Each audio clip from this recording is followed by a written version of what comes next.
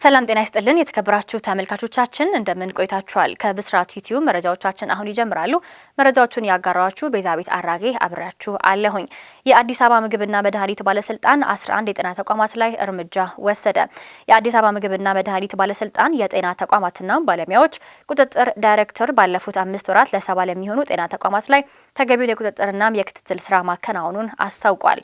የአዲስ አበባ ምግብና መድኃኒት ባለስልጣን የጤና ተቋማትና ባለሙያዎች ቁጥጥር ቡድን መሪ ወይዘሪት አበባ ተገኝ ለብስራት ራዲዮ እንደተናገሩት በማዕከል ደረጃ በበጀት ዓመቱ ባለፉት 5 ወራት ለ70 የጤና ተቋማት በስታንዳርዱ መሰረት ተግባራትን እያከናወኑ መሆኑንና ባለሙያው በሙያው ላይ ተገቢውን ስራ እየሰጠ መሆኑን ለማረጋገጥም 1500 የጤና ባለሙያዎች ላይ የቁጥጥር ስራ መከናወኑን ገልጸዋል።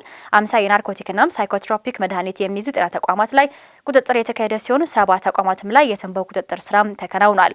በቁጥጥር ወቅትም ጊዜ ያለፈባቸው መድኃኒቶችን ይዞ መገኘት፣ የናርኮቲክና ሳይኮትሮፒክ መድኃኒት እድላ ስርዓት ሪፖርት አለመኖርም ከተገኙት ውስጥም ተጠቃሽ መሆናቸውን አንስተዋል። በተካሄደው ቁጥጥርም 9 ተቋማት ላይ የጽሁፍ ማስጠንቀቂያ፣ 2 ተቋማት ላይ ደግሞ ፈቃዳቸውን ባለማደሳቸው ሲታሸጉ በአጠቃላይ 11 ጤና ተቋማት ላይ አስተዳደራዊ እርምጃ መወሰዱን የባለስልጣኑ የጤና ተቋማትና ባለሙያዎች ቁጥጥር ቡድን መሪ ወይዘሪት አበባ ተገኝ ለብስራት ራዲዮ ተናግረዋል።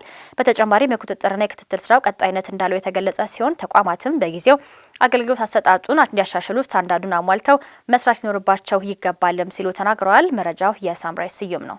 ታናሽ እህቱ ላይ የአስገድዶ መድፈር ወንጀል የፈጸመው ግለሰብ ከቤተ ዘመድ አባልነት ተሰርዞ በእስራት ተቀጥቷል።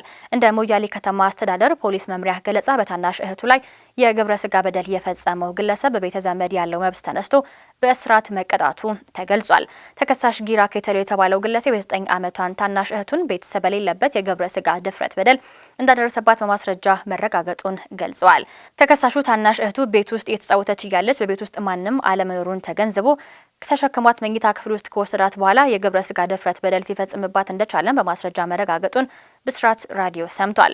ወላጆችም ከሄዱበት ቦታ ተመልሰው ሲመጡ የግብረ ስጋ ድፍረት በደል የደረሰባት የ9 ዓመት ታዳጊ ደም በደም ሆና ራሷን ስታ በማየታቸው ተደናግጠው ወዲያውኑ ለፖሊስ አመልክተው የተጎጂዋ የሕክምና እርዳታ እንድታገኝ ከተደረገ በኋላ ተጎጂዋ በሰጠችው ጥቆማ ታላቅ ወንድሟን በቁጥጥር ስር ሊውልም ችሏል።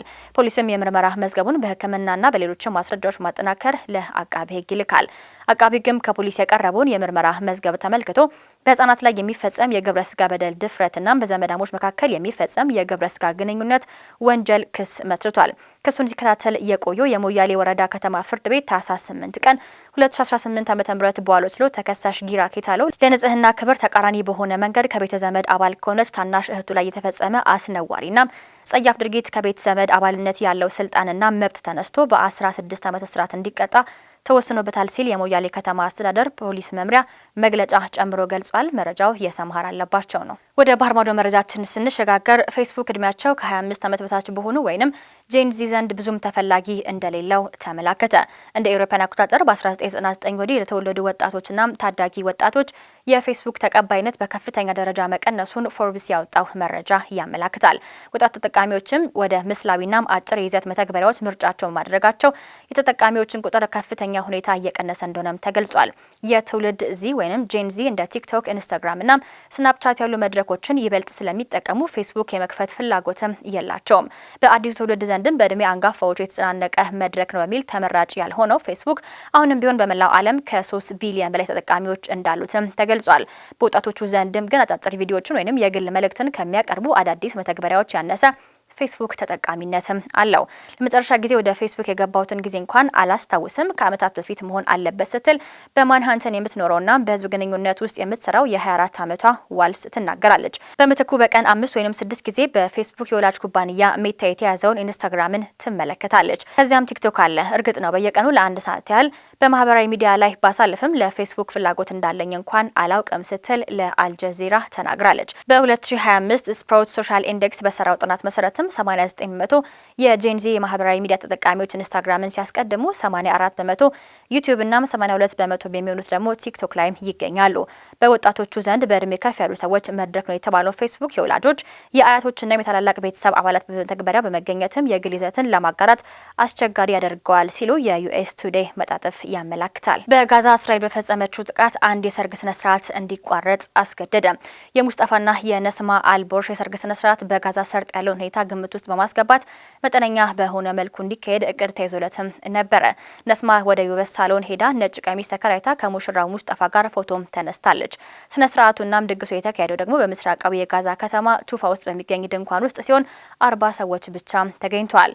ሁሌም ምኞቴ የነበረው የሰርግ ቀን ነው፣ ነገር ግን እየኖርንበት ያለው አስቸጋሪ ሁኔታ አንጻር ከባድ ነው ስትል ነስማ ተናግራለች። በአስቸጋሪ ሁኔታ ውስጥም ቢሆን ሰርጉ ቢካሄድም እነዚህ አስደሳች ጊዜያት ከሙስጠፋናም ከነስማ ተሰርቀዋል።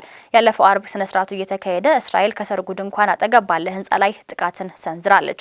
ጥቃቱ የተፈጸመባት ቦታ በጋዛ የትምህርት ሚኒስቴር ስር የሚተዳደረው የሙያ ማሰልጠኛ ተቋም ቢሆንም በጦርነቱ ወቅትም ወደ መጠለያነት ግን ተቀይሯል። ጥንዶቹ ከሰርጉ በኋላ እዚያ ለመኖር አስበው ነበረ። አዲስ ተጋቢዎች በጥቃቱ ድንጋጤ ውስጥም በመግባት ያለውን ነገር መረዳት እንኳን አልቻሉም። የሰርጋቸው ቀን ወደ አሳዛኝ ሁኔታ ተቀይሯል። ወዲያውኑ የሙሽራዬን እጅ ይዤ ከዘመዶቼ ጋር ላኳት። ከዚያም የሰርግ ልብሴን አውልቄ በህንጻ ውስጥ ያሉትን ለማዳን ከሌሎቹ ሰዎች ጋር ስቻኮል ነበረ ሲል የ29 ዓመቱ ሙስጠፋ ለአልጀዚራ ተናግሯል። የተከበራችሁ ተመልካቾቻችን ከብስራት ዩቲዩብ መረጃዎቻችን እነዚህ ነበሩ። መረጃዎቹን በማጋራት ቤዛቤት አራጌ አብራችሁ ቆይታ አድርጌያለሁ። የተለያዩ ፈጣን መረጃዎችን ለማግኘት የብስራት ዩቲዩብ ገጽን ላይክ፣ ሼር እንዲሁም ሰብስክራይብ በማድረግ ቤተሰብ ይሁኑ። መልካም ውሎ